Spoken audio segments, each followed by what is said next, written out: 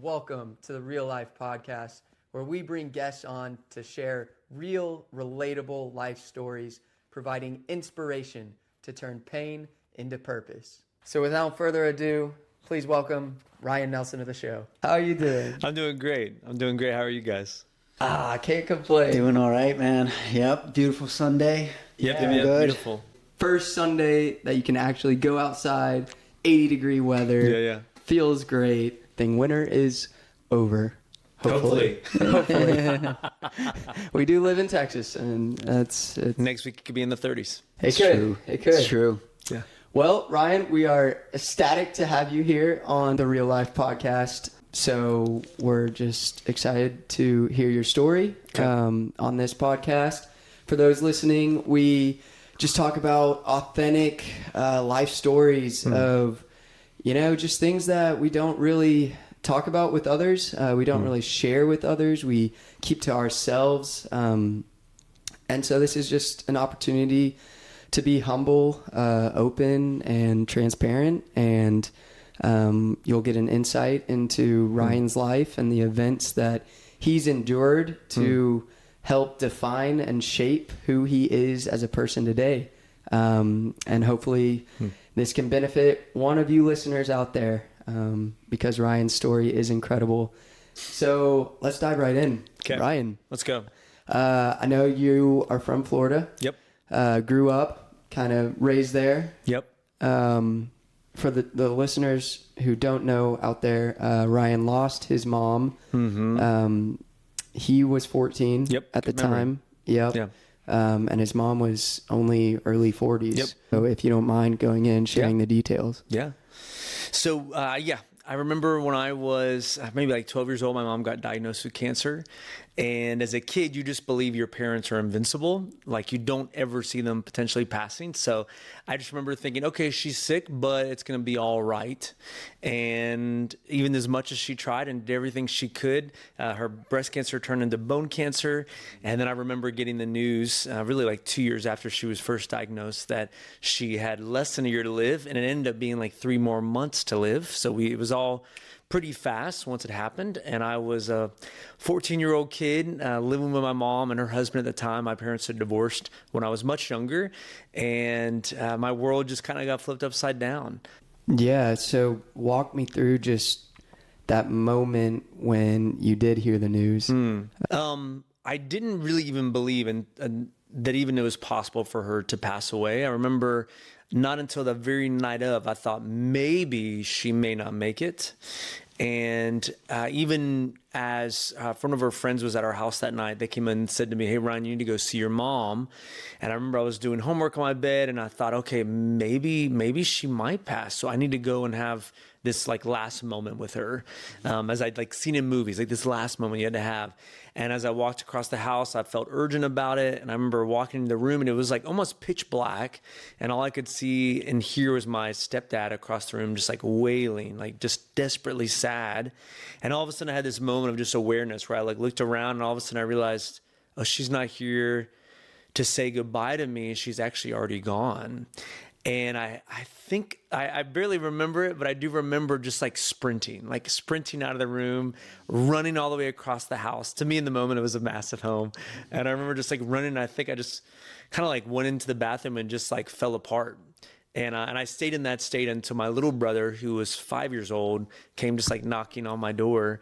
And at that moment, I had to kind of like bring myself together, because someone younger than I with less comprehension or awareness was in even deeper pain than me, and he had had less time with her. So I remember in my mind, I was like, I gotta kind of like suck it up, because I've got to help console this 5-year-old who's also lost his mom as well. Right. Yeah. So did I hear it right that you were in the house, your mom was in the bedroom, and you never got that opportunity to say goodbye to her? She passed before you went into the bedroom? I did not get to say goodbye to her, but if I'm looking back with gratitude, I did get to spend the last 2 years of her life with her. So even though I did not get to say goodbye, I still had like 2 years with her. Yeah. And I Right, was yeah. there. I was there with her the day they told her that she only had a few months left to live, and I got to be there with her the very last day that she was alive, and the night before. And I remember even the night before,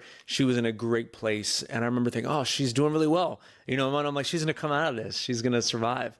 How was that first year after losing your mom? Gosh, as a 14, Yeah, 15-year-old, right. it was, I don't want to say I was dramatic, but I think I was like clinging for comprehension and for life. I mean, this woman who had been like, she wasn't a best friend to me, but she was definitely a mother. And I, all of a sudden it was like, I was just like looking for comfort. I was looking for life. Was doing almost anything I could think of to try to like refine my mom. I remember still going out to her graveyard and literally just like sitting down by her gravesite and just like having conversations with her because I was just so desperate for my mom. Right. Yeah. Wow. Man, I'm sorry. Yeah. That's hard. Yeah. Yeah. That is hard. So for someone that's listening that may be, younger and kind that's of good. between 15 or 20 or whatever, just lost their mom or their dad, how did you get out of that situation? I mean, you're here today and you're one of the greatest guys I've ever met. Clearly you climbed out of that hole. What would you kind of recommend as maybe the first step? Was there one thing that you did, the first thing that you kind of was the first step into the right direction of recovering from that situation? I don't know if I have a first step for me. I think I have a first step for people that are around the lives of someone who's lost someone, because I remember I look back now and I'm so grateful for the people that literally just came alongside me. If people said things to me, I don't remember it. But what I do remember is the people that were there. I remember the people that were in my house the whole week after, the people that took me out to dinner and just comforted me and just allowed me just to be with them. I think there's a thing like called a ministry of presence. And when someone loses someone, they don't need the right words. They just need you to be present. If you know someone, who's lost someone, don't be afraid to be around them. Right. You don't have to have the right words. Yeah. Just be around them and That's just support true. them. Is there somewhere that someone can go if they don't have that support? Definitely being involved in the community within like a godly environment. So, it wasn't long after that I started going to a church, and I was surrounded by just honest, generous, loving, faith-filled, genuine people. And I remember being inspired by their joy and being inspired by their optimism for life. And I just enjoyed that feeling. It made me feel healthy. It made me feel not alone. It made me feel better. And even in my church right now, we had a family where there was a child in a family that she committed suicide, and she has a sister. And then the parents themselves, they're all trying to navigate this loss. But what I love seeing is that they are still coming to church. They're not isolating themselves. They're getting even more involved. They're recognizing the need for community and for people just to surround them with love. So that was at age 14. Yeah. A couple decades go by, and then at the age of 35, Yep. The tragic loss of your brother. Tell us about that. Gosh, so much loss, right? I almost feel like I'm like this sad case, but God is good, sincerely. My brother Byron and I, as you guys know, we had such a crazy childhood together, among so many stories, but we probably fought 98% of our childhood together. And even as adults, anytime we would get together more than 45 minutes, a fight was like literally just on the horizon, whether it was like throwing like bows or not, it's just something was going to happen. But in the midst of even like I shared about my mom and all the things that occurred in our childhood, all the moves, the families, the marriages, the divorce, Byron and I were really side by side. And we didn't realize, I didn't realize how connected we were, even though we weren't like friends at all, going through it. And, when I look at the moment when I found out that Byron passed away, I didn't expect it. It was totally caught off guard, totally different than my mom, who I had 2 years to kind of prepare my heart for it. And then with Byron, it came with a phone call. And I remember the moment that I heard it, that I was in shock for a moment. And then when I actually had to verbalize it, to say something to somebody, the pain that came out of my life, just speaking those words into existence, that it actually happened. Man, I don't know if I've ever, and even still haven't ever felt that much pain ever in my life. And it was a shock because it was Byron, you know? Yeah. And then my life's never been the same. Can I ask what happened? Yeah, absolutely. Please. Yeah. Byron was just living the best day of his life. Like, he lived every day was the best day of his life. I think that's one of the things that attracted people to Byron, is that he just was always full of life. And long story short is that he was going from one destination to the next, from one fun moment to another one. And he was driving down a road that's really, really windy. And he was going a little too fast. And that was also Byron's kind of motto. He just always was going to get somewhere really quickly. And next thing you know, from what we've been told, is that he was going too fast around a curve, flew off and went into a ditch, and hit basically kind of like this cement portion of a ditch, and he hit it head on. And they say that, if I recall correctly, that he passed away when he hit that. Like, it was immediate. The impact was so hard. But which is crazy and tragic also, is that he had a couple of his best friends right behind him who saw the whole thing. And that was all at after midnight. And it was about 7 a.m. the next morning when I got the phone call that I heard about it. Wow. Yeah. So I got to ask, what was it like when you first got that phone call? Like, take us through that, next 30 minutes. Like, when you first heard it, were you just in denial? And then, what happened? Yeah. Well, my uncle called me. I was at work. I was at church. And my uncle called me, and he doesn't ever call. So I remember thinking, this is weird. And I thought I'll just call him as soon as I finished with this meeting. So I did. And I remember walking out into a parking lot. The sun was starting to rise. And I just said, what's going on? What's happening? And I remember he said, Byron got into a car accident last night, which was normal for Byron, because Byron gets into a lot of car accidents. I mean, he's wrecked more cars than I know of anybody. I'd seen him in the hospital more than both my parents, who both had passed away from cancer. In my mind, I was like, hey, okay, so he got into a car accident. And then it was really sudden, because after he finished that statement, he said, and he didn't make it. And I wasn't expecting that statement. Jeez. And I remember almost backpedaling and processing, rewinding my brain. Because at first I think I was frustrated, of course he got into a car accident. Right. And then all of a sudden there was no reason to be frustrated, but more so devastated. Yeah. And I remember my uncle asking me, do you want me to call Linda, who's my stepmom? And I remember just having this moment. I was like, I don't think I can call her. I started processing what my actual emotional capacity was. And I said, if you would please go ahead and call her. I'm trying to be together about it. To inform Linda of to the let news? Her know. Oh, geez, because I believe the police came to my uncle's house. Okay. Or somehow they got in touch with him. That's a hard phone call. That's a to horrible receive phone call. and make. Yeah. Yeah. So in my moment, I was just measuring my emotional capacity. I'm I don't know if I've got that in me. So I walked back inside after I've just gotten off the phone with my uncle. And I remember just thinking to myself, okay, I'm about to go into church and lead people in praise and worship with joy and passion. And all of a sudden I just started almost seeing myself outside myself. And I was like, can I do this? Am I going to freak out on stage? All of a sudden, go into a deep moment of grief. And it's really good that I had that moment, because when I saw my worship pastor, I just kind of called him aside and I told him, I said, I don't think I can lead today. And he was like, Ryan, why not? Why can't you lead? And I said, because I may have said 2 words about Byron. Maybe I even just said his name. And I literally just started to scream out loud. It literally felt like someone took a knife and stabbed it into my heart and was literally ripping me open. Jeez. Going back through it, even just thinking about the moment, unforgettable. And I don't really believe I even truly grieved Byron until maybe 2 months later.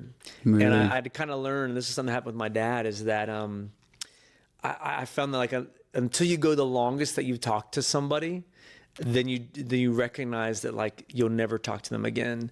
So I remember like probably the longest I'd ever gone without talking to Byron was maybe like 2 months. So this happened like June 21st, 2015. So I remember it might have been around like mid-August, and all of a sudden I remember thinking, wow, I can't just pick up the phone and give him a call. I can't harass him about what I need him to do. I couldn't have those moments. I would never see him again on this side of eternity. Yeah, man. I can't imagine losing. I got 3 older brothers, and I have not, like, even having the thought of losing one of them is, I can't imagine. So I'm really sorry that this has happened. It just became a journey, a journey that, for me, I think the way God helped me to turn it around is recognizing the extreme gift that life is, because life can just change like that. And I don't do it well every day, but I definitely try to make it something I can do as often as possible, is look at every day and kind of think about it in some of the ways that Byron did. That, Byron just enjoys the full. And he didn't do it perfectly. I wouldn't do everything the way that Byron did, but he tried to see life as a full. He didn't hold grudges against people. He loved life, loved people well. And in a similar way, the idea that's like my life could be gone in a moment. Like, I'm not even promised tomorrow. The Bible tells us that tomorrow's not promised to anyone. And so the things that we're holding on to in like grief or frustration today, man, today's the gift. Live in the present. And live it in the present, and just be thankful. And to be thankful. Those little things are like, they're the good far outweighs all the little, and even the frustrating, and even the devastating. There's more good than all of it. Yeah. So as kind of Parker alluded to, like, for someone out there who's listening to this, who has lost their best friend, their sibling, a sister, a brother, a mother, a father, just someone they hold true to their heart, what kind of, not advice, but what recommendations do you have just to, process that grief, but ultimately, pursuing life to its fullest? Gosh, something I try to encourage people to do now is just embrace the grief. I'm always one, unfortunately, I try to like move past emotion quickly just to get to where I'm going. But I'm trying to learn and be better about this now. And when I encourage people when they go through grief is just to face it now, like deal with it now, allow yourself to remember now, learn from it now, because it's almost like if you just shove it under, then all of a sudden, like, you're missing an opportunity to really grow from it. And I do believe that God doesn't allow anything to come into our lives that really can't be for our own good and for the good of others, and also for his glory. And so it's a mystery to me, the fact that my brother would be killed in a car accident at the age of 35, that I wouldn't get to know him the rest of my life. But I do believe I've learned a lot from that. And so for people who've lost family members or best friends and they just can't explain it, I believe the test is just to be thankful, to grieve in the moment for the loss, be honest with yourself, and then sincerely just try to look around and say, okay, look, who's all still here? And yeah, you did lose somebody, but there's many more others that are around you. And to love those people, maybe take that as an opportunity to seize the opportunity to love people even better now, knowing that the love's been lost in this person that's no longer here.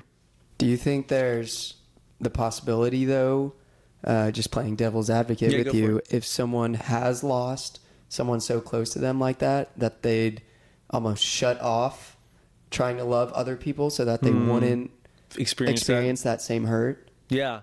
I mean, I do think people can try to self-protect in that sense. And that's where I think it's important to embrace the grief now. Because I think sometimes when people do that, they're literally just kind of like shutting off the pain.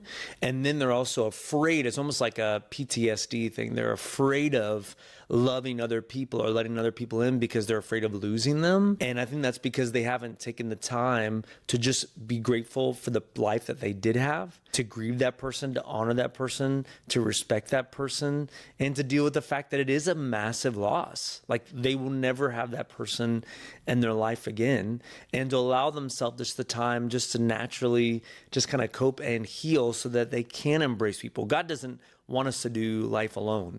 I've shared this before, but it's in 2 Corinthians 1 where it talks about like, blessed be the God of all comfort, who comforts us in our affliction. And there's a purpose behind that. It's so that we may be able to comfort others in the same affliction with the comfort with which we have been given. And so for whatever reason, I'm so grateful that God just has lavished his like comfort on me through the lives of other people who are generous and thoughtful and considerate. And all that does in me is it makes me want to do the same for other people. And I think maybe a first step, even for people think like the fact that this could happen to anyone at any moment, is like right now, allow people in your life.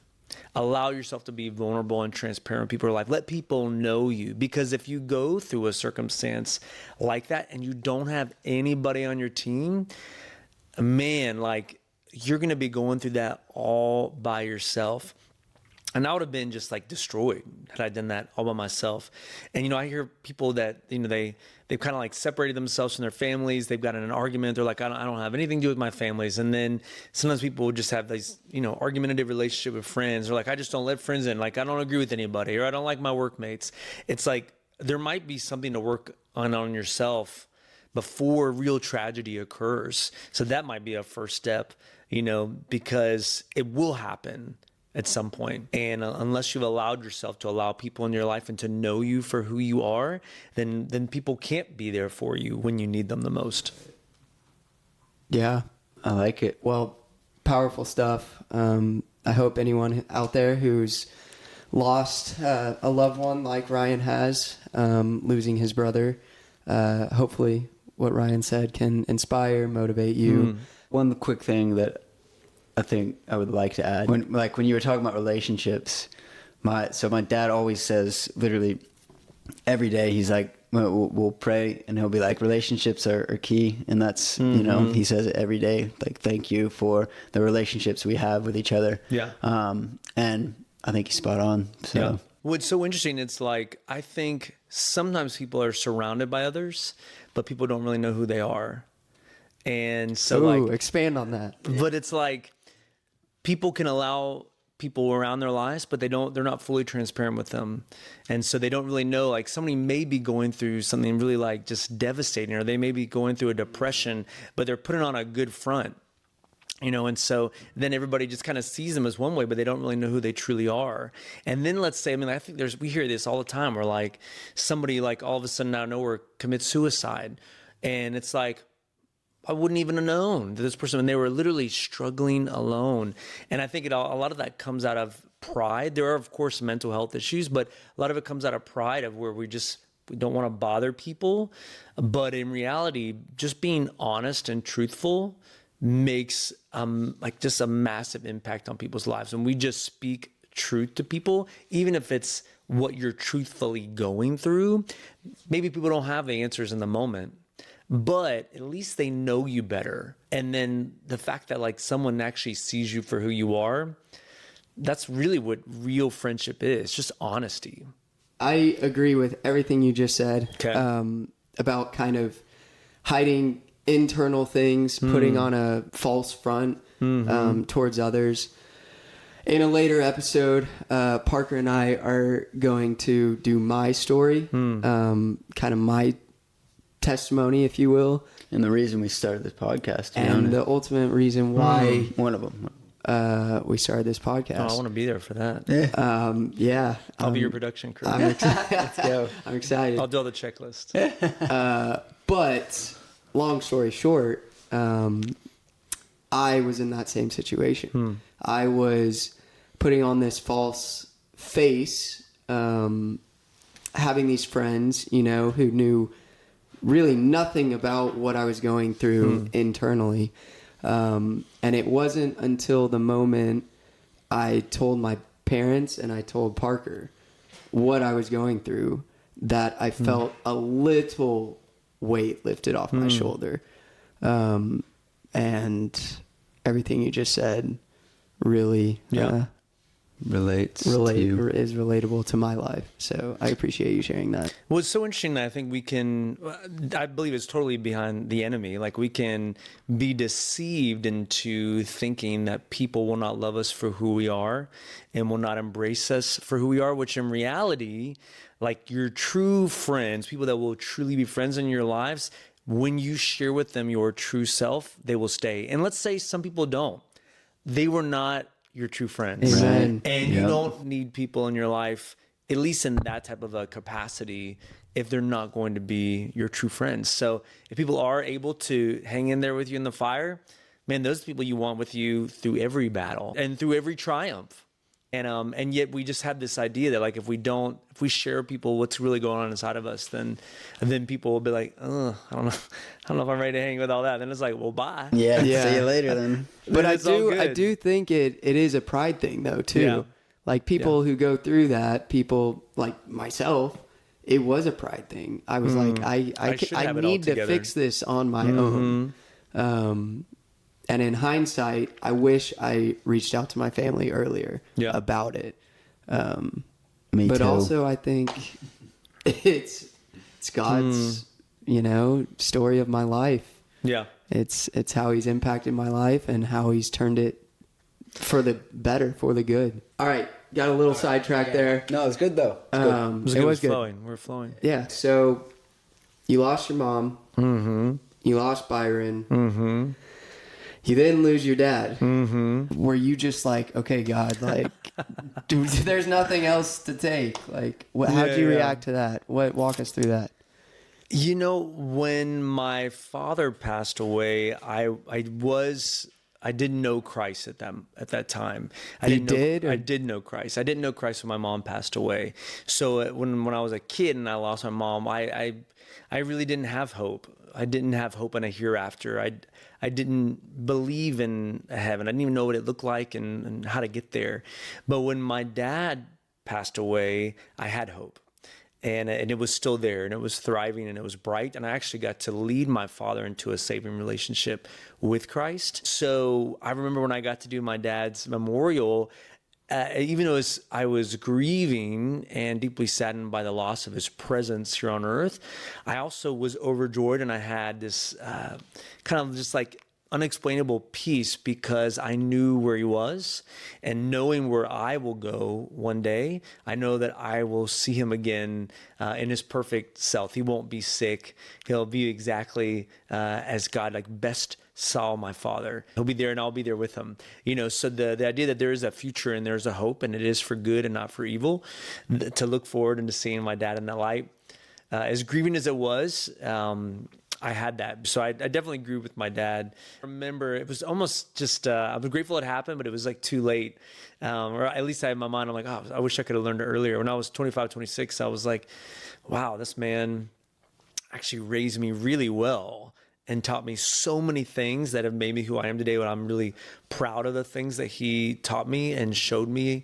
And the only thing is I wish I would have had more years to be able to be grateful for that comprehension, because it was like right as I was discovering that truth about him, literally was the year that like he found out he had cancer. And then I had 2 years with him at that point. Wow. So When you first found out that your dad had cancer, what happened?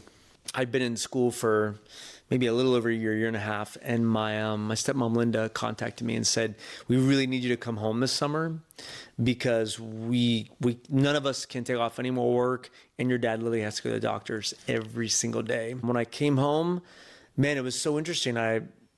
Day in and day out, I started unpacking or opening up this present that was being revealed to me, and the fact that I was getting to spend quality time with my dad in the last 3 months of his life. I got to make him breakfast every morning and lunch. I got to drive him to multiple Dodgers appointments every single day. I got to have conversations with him that I never would have had I not come home. I got to actually even know my dad. I got to hear stories from him that I was never told. I got to do things with him, just like sit and just watch television shows. And I treasure those moments sincerely. And I believe it was because of that development of relationship in those last couple months of his life that when he got his like really kind of his last prognosis, that was just like you're not going to make it. I'd had the investment that my dad was willing humbly to listen to me talk about the hereafter, and to talk to him about the fact that he wasn't going to make it, and was he afraid of what was going to happen after that. And we got to have just these really just powerful conversation about life and what Christ did for us, and how we are imperfect, and how Jesus is perfect, and how following Christ and trusting in Christ and him being Lord of our lives because of the perfect sacrifice he made for us, that we can actually have not only life in the hereafter, what's happening right after this one passes away, but we can have life in the here and now. And sorry to be on a preaching tangent, but No, this is good. But what I remember more than my father dying, was the way in which he lived in literally the last month and a half of his life. Because once he had chosen to accept Christ as his personal Lord and Savior, and like sincerely be like, okay, I know who you are. You are Jesus Christ. You're the Son of God. You died for my sins. I am forgiven. I am free.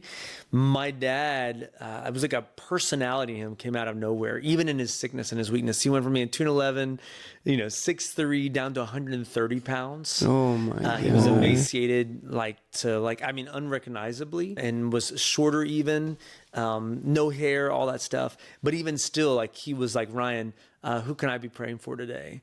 I heard that a friend of yours was going through complications in their pregnancy. Can I be praying for them? I gave him a Devo book, and he was just writing out these just beautiful God-ordained things that I would have never have imagined him saying or doing. And so, like, as my father was dying, I actually saw him coming to life. And even though his physical body was wasting away, I know that the second that he passed from this world, that he became this perfect self as he saw Jesus face to face. I think that's just a beautiful thing of just the mercy and grace and compassion of Christ, that like, no matter how long we've lived, no matter what we've done wrong, that Christ even has forgiveness to us, even in the last moment of our life. And my only, bummer is that, like, I wish he would have lived that life earlier, because he was on just like fully on fire for living in the right way, but he only got to do it a month and a half. And we right now have the opportunity to live it fully that way now. We don't have to wait to the very last month where we know that we're going to pass into eternity. That's powerful. So for the people who don't know you, you're living in Austin, Texas now. Yep. Tell the listeners what you do, what's your occupation, and then how have you used your occupation and just live life to the fullest here in Austin, Texas. Yeah. Man, I mean, that whole like 2 Corinthians 1 thing is really my life. I didn't grow up in the church, as you probably could tell from some of my stories, and what I've shared is my parents were amazing people. So was my brother, but we weren't raised in a Christian home. I didn't come to know Christ until I was 20.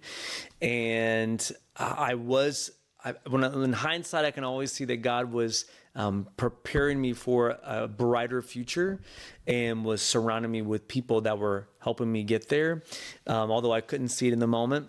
And I had never imagined that I would ever be serving in a church, nor leading music and worship within a church, which is what I get to do on a weekly occasion.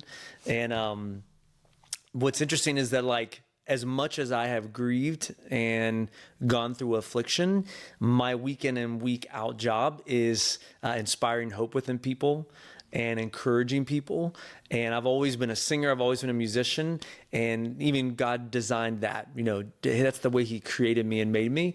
And so to actually get to take what I do naturally and what I love and encourage people to be able to have hope through song. Music is the language that anybody can experience, feel, and be a part of. And then secondly, another part of what I get to do is take people on missions. And my life was dramatically changed by mission trips back in 2002. And I've just been going on one every single year, too many years in a row as well. And I love taking people on missions because I believe that it helps us humble ourselves. It helps us to see the world through more of a godly perspective, and the fact that we're all created equal, and yet some have more and some are without. And we who have more, we who are blessed, are meant to be a blessing. And it's just transformative. So if we can take people out of their comfort zones and put them in an uncomfortable place, challenge them to give everything they've got, what they'll actually find is that they're getting way more than they could ever give. And what they're learning from people is not that they are destitute and without, but in many cases that they actually have more joy. And especially if they know Jesus, they've got more Jesus because they've had to depend on him more because they haven't had all the comforts that we have. That's great. So you've lost your mom, you've lost your brother, and then you lost your dad. That's a lot to go through. If there's one person listening to this podcast and has just recently had a loved one that has been lost, what's kind of your last piece of advice or last piece of recommendation on how they can get past this point? Because you've done it numerous times.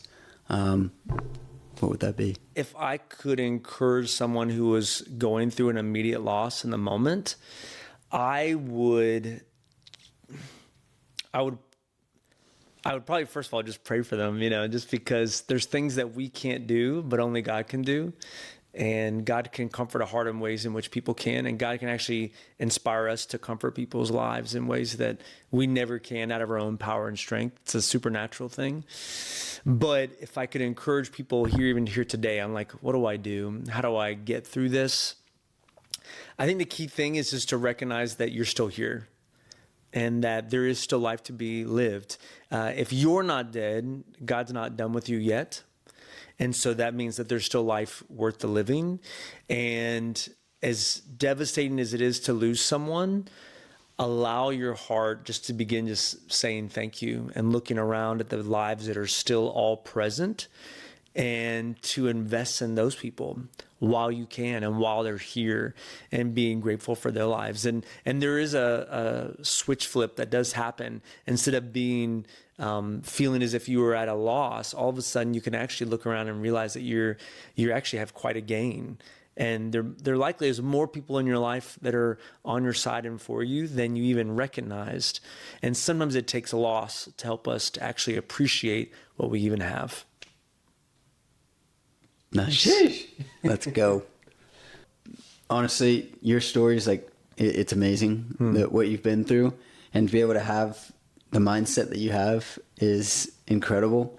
And so thank you for being on this podcast and being an inspiration, honestly, for going through everything that you have and still being able to look at life how you do. It's amazing. Thank you.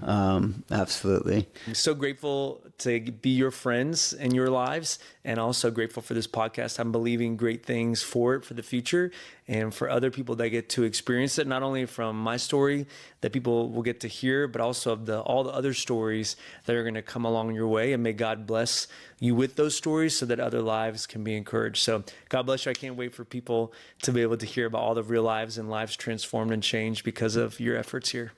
Hey. You are amazing, man. We thank you, Ryan, for being on the Real Life Podcast, episode number 1. Yeah. Many more to come. Yeah. This is Parker Fife and Cooper Fife on the Real Life Podcast. Talk to you soon. All right, everybody. That is it for this episode on the Real Life Podcast. Thank you for listening. If this impacted you, or you think you might know someone that this would inspire, please share it. Give us a like. We're just trying to grow this community so that these videos, this podcast, can get to the people that need it the most. And as well, if you have a story, feel free to DM us, message us on Instagram. Our Instagram handle is at the top of our Spotify profile. Reach out to us. We would love to hear your story and share your story with the rest of the world.